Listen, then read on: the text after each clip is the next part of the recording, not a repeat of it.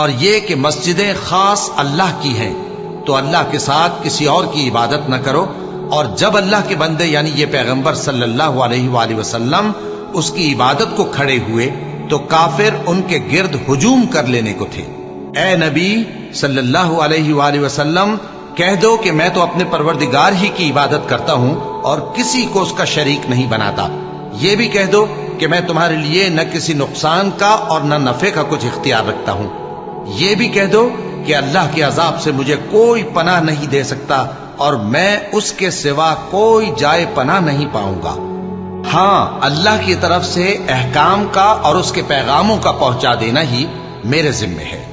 اور جو شخص اللہ اور اس کے پیغمبر کی نافرمانی کرے گا تو ایسوں کے لیے جہنم کی آگ ہے،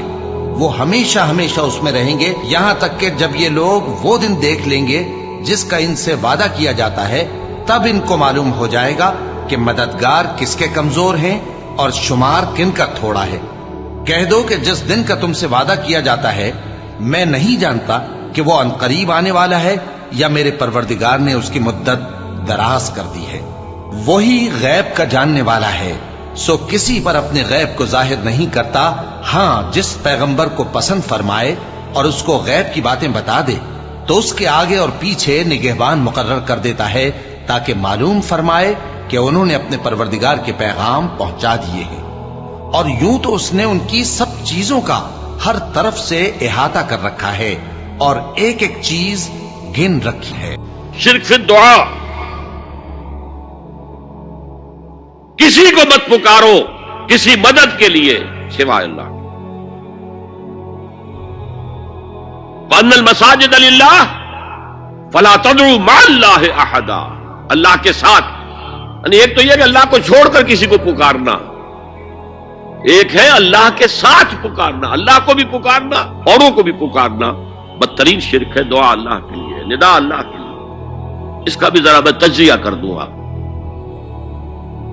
دیکھیے، ایک ہے عام مادی قوانین دنیا کے جو ہے اس کے تحت کسی سے مدد چاہنا،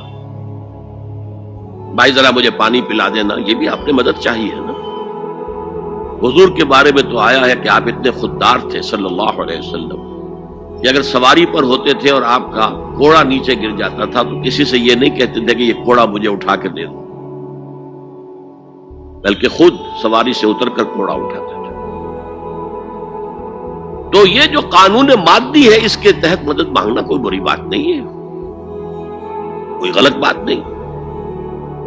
ماورائی اعتبار سے، غیبی اعتبار سے کسی سے مدد مانگنا کسے باشد کوئی ہو، شرک فی الدعا۔ ان المساجد للہ فلا تدعوا مع اللہ احدا۔ ایک ہے استعارتن، استعارتن اقبال کہتا ہے ہمالا اے فصیل کشور ہندوستان، تو یہ خطاب بالکل ایک استعارہ سا ہے۔ اسی معنی میں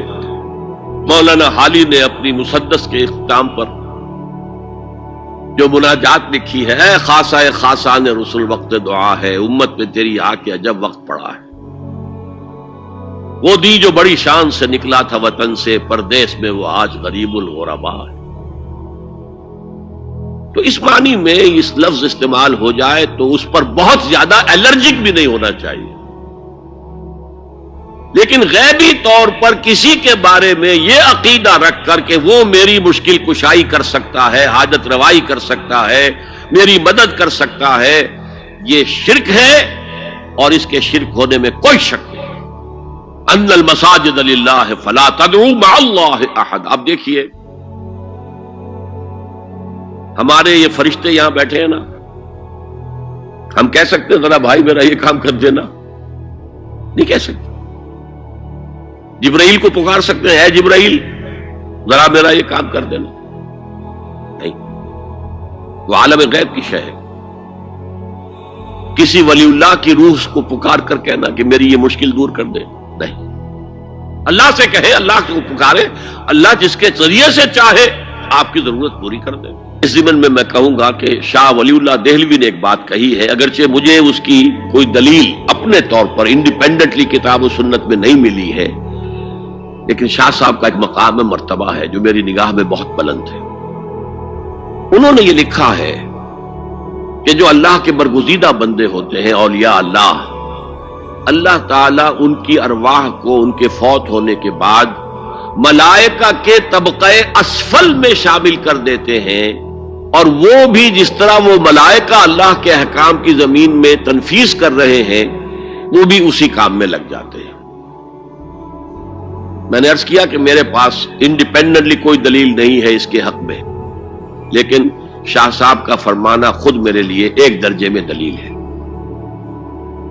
لیکن یہاں ایک تو یہ نوٹ کرنے کا، ملائکہ کا طبقہ اسفل، ملائکہ کا سب سے نچلا طبقہ، اور اللہ کے حکم کی تنفیذ کرتے تو فرشتے کر رہے ہیں، وہ بھی ہوں، ہمیں سے کیا غرض ہے؟ ہم نہ فرشتے کو پکار سکتے ہیں اور نہ کسی ولی اللہ کو پکار سکتے ہیں۔ پکارو اللہ کو۔ قال ربکم ادعونی استجب لکم ان الذین یستکبرون عن عبادتی سیدخلون جہنم داخرین۔ تمہارا رب کہتا ہے مجھے پکارو، مجھ سے مانگو، میں تمہیں دوں گا، تمہاری دعا سنوں گا، قبول کروں گا، اور جو بربنائے تکبر مجھ سے نہیں مانگتے وہ جہنم میں داخل ہوں گے، ذلیل و خوار ہوگا۔ حضور نے ایک بات، مجھے متن یاد نہیں ہے، بہت پیاری فرمائی، دیکھو انسانوں سے تم مانگتے ہو کچھ تو ایک دفعہ تو اس کے ماتھے پر، تیوری پر بل پڑ ہی جاتا ہے، یہ کیوں میرے سامنے ہاتھ سوال کیا، کیوں مجھے سے مانگ رہا ہے، چلیے بعد میں کچھ وہ دے ہی دے، ناگوار گزرتا ہے۔ ارے اس سے مانگو جو کہتا ہے کہ مجھ سے مانگو اور میں دوں گا، وہ نہ مانگنے پہ ناراض ہے، اس سے نہیں مانگتے۔ رات کے آخری ساعتوں میں، یا جسے آپ کہتے ہیں the small hours of the morning, حدیث میں آتا اللہ نزول اجلال فرماتے، جس کو ہم نہیں جانتے کیسے نزول ہوتا ہے، ذات باری تعالیٰ اور اس کے متعلقات کے بارے میں جو بات آ گئی قرآن میں، حدیث میں، وہ ہم مانتے ہیں، کیسا یہ ہم نہیں جانتے، اس کا ہاتھ ہے کیسا ہے ہم نہیں جانتے، اس کا چہرہ ہے کیسا ہے ہم نہیں جانتے، اس کی ساق ہے، اس کی پنڈلی ہے کیسی ہم نہیں جانتے،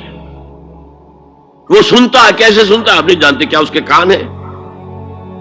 کیا اسے بھی ساؤنڈ ویوز کی ضرورت ہے سننے کے لیے، وہ دیکھتا ہے کیسے دیکھتا ہے ہم نہیں جانتے، وہ اترتا ہے کیسے اترتا ہے ہم نہیں جانتے، جو قرآن میں آ گیا حدیث میں آ گیا مان لیجئے بس، باقی یہ متشابہات میں سے ہے، اس کی کھود کرید میں پڑو گے تو فتنے میں مبتلا ہو جاؤ گے، ابتغاء الفتنۃ وابتغاء تاویلہ۔ لہذا حدیث میں آتا ہے کہ رات کے آخری ساعتوں میں اللہ سمائے دنیا تک نزول فرماتے ہیں، اور پھر ندا لگتی ہے حل من سائل فاعطیہ، ہے کوئی سوال کرنے والا، مانگنے والا کہ میں اسے دوں، حل من مستغفر فاغفر لہ، ہے کوئی گناہوں کی معافی چاہنے والا کہ میں اسے معاف کر دوں۔ ہم انٹا غفیل سو رہے، ہم تو مائل بکرم ہے، کوئی سائل ہی نہیں، راہ دکھلائیں کسے، رہنم منزل ہی نہیں، راہ کسے دکھا، اللہ کے راستے پر چلنے کا فیصلہ کرو، اللہ کی راہ میں جہاد کا فیصلہ کرو، پھر اللہ راستہ کھولے گا، والذین جاہدوا فینا لنہدینہم سبلنا، وہ لوگ کہ جو ہمارے راستے میں جہاد کریں، محنت کریں، مشقتیں کریں، ہم لازماً ان پر اپنے راستے کھولتے چلے جائیں۔ تو دعا شرک فی الدعا،